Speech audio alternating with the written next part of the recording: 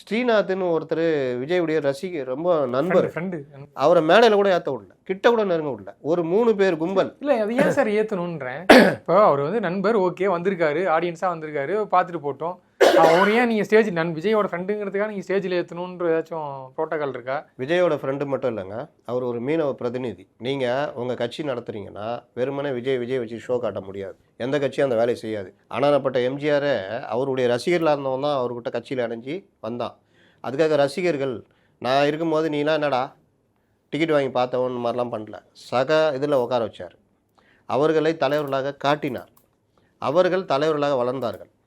இன்றைக்கி திருநாவுக்கரசர்லேருந்து பலரும் எம்ஜிஆருடைய ரசிகர்கள்லேருந்து வந்தவங்க. அப்படிலாம் கொண்டு வந்தார்.